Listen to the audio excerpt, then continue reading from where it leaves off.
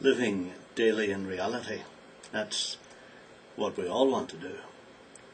But what is reality? Is it just what we face in our jobs?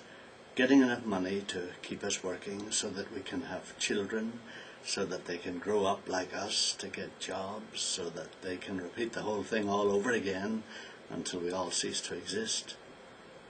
Is this the sum total of reality? Or is there some real reality behind this world that we see around us? I'll tell you the answer I've come to, but only if we can talk a little more together so that I have the chance to explain why I think this. Reality is that you personally have a loving Father who created the universe. He made you inside his only Son so that he could live a unique life in you here on earth. That's reality. Why do I say that? Because about 2,000 years ago, there lived a man who was actually that son of the creator of the universe. How do we know he lived on earth? Well, the British Museum in London has the details of his life in 2 old manuscripts written just about 300 years after he lived in Palestine. And there are over 4,000 other Greek manuscripts that have the same details. Some of them are dated only 70 years after he died. But besides these, many of the people who knew him wrote and talked about him in their books and letters.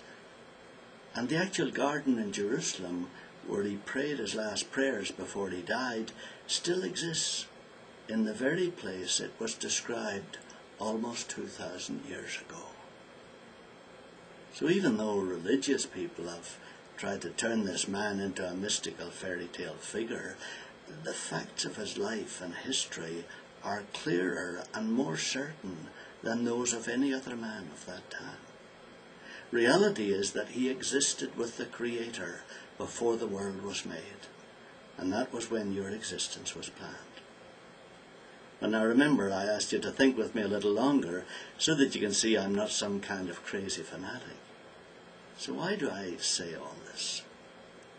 First, because he himself, the Son of our Creator, actually lived here on earth in the 1st century of our era. That is, he was born about 6 BC, when the Roman Emperor Caesar Augustus decreed that a census of the whole world should be taken.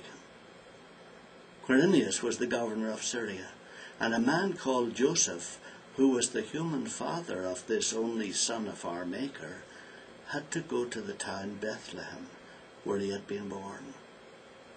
These facts are all recorded in government records and accepted as history by dozens of contemporary writers, many of whom are not themselves religious people.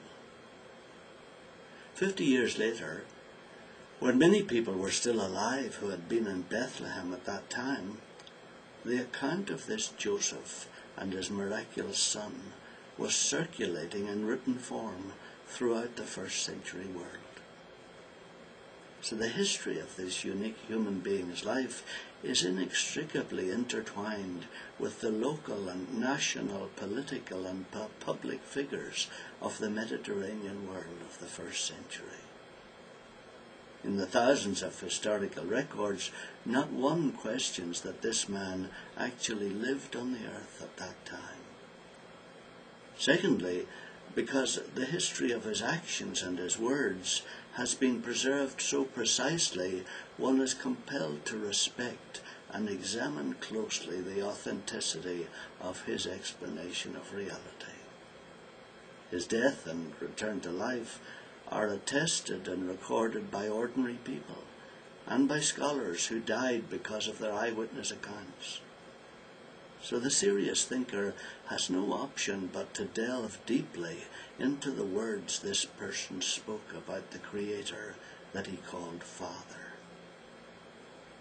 If you and I were actually made as part of our Creator's only Son, then our visit here on earth is only a small part of our real existence. And our whole life opens up into something far more spacious and limitless than we ever imagined. So let's think together about this again.